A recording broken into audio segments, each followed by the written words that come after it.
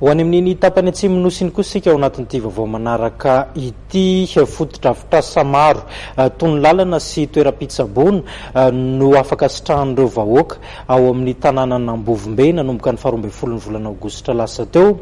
Izany fotodrafitrasa izany dia tombony ho an'ireto vahoaka ao amin'ny tanàna Nambovombe ireto, vokatry ny fiara-miasa teo amin'ny fanjakana malagasy, ny fanjakana japonais ary ny firenena mikambana no nahafahana nahazo izany.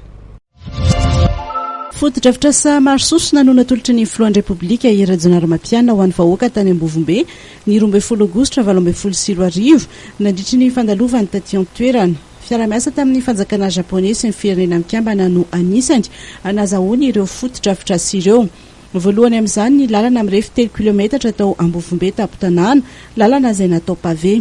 Teo ihany koa ny bloc opératoire manokana ho an'ireo vehivavy mila fandidiana eo amin'ny fiterahana na eo amin'ny aretina ihany koa.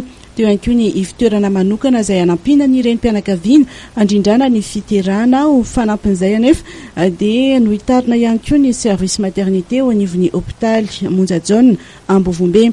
Ireo rehetra ireo moa dia nampiarahana tamin'ny fanomezana fiara mpitondra marary iray. Rariny loatra raha mitodika aminareo vehivavy ny filoham-pirenena miaraka amin'ny ramatoavadiny nanohy loatra ho anareo toeram-pandidina zay mifantoka manokana amin'ny fahasalaman'ny vehivavy.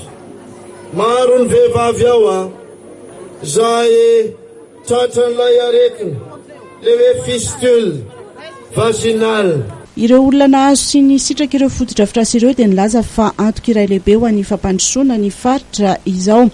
Ny fiara-miasan'ny mponina sy ny fanjakana ary ireo mpiara-miasa vahiny no vahaolana hoentina indrindra ialana amin'ny zavamisy any an-toerana hoy izy ireo.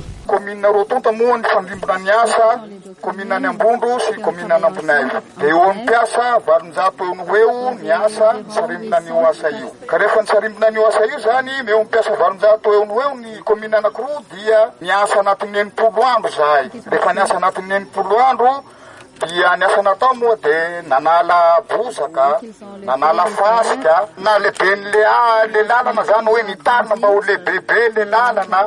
Ny masivoan'ny Japon eto Madagasikara ihany koa dia nilaza fa ny fiara-miasa eo amin'ny fanjakana japonais sy Madagasikara dia anisany miroborobo amin'izao fotoana izao. Natao indrindra ireo tetikasa ireo izy mba hiadina amin'ny tsy fanjariana ara-tsakafo sy ho an'ny fahasalamana aty amin'ny faritra atsimo.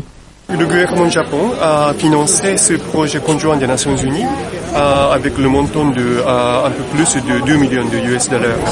Le but de ce projet conjoint est d'adresser à plusieurs facettes des problèmes causés par la grande sécheresse de 2016. À la fin de 2016, les autorités malgaches ont lancé un appel d'urgence vis-à-vis de la communauté internationale. Fiara-miasa teo amin'ny fanjakana malagasy sy teo amin'ny fanjakana japonais ary indrindra teo amin'ny rantsana ao anatin'ny firenena mikambana no nazahoany ireo fotodrafitrasa ireo.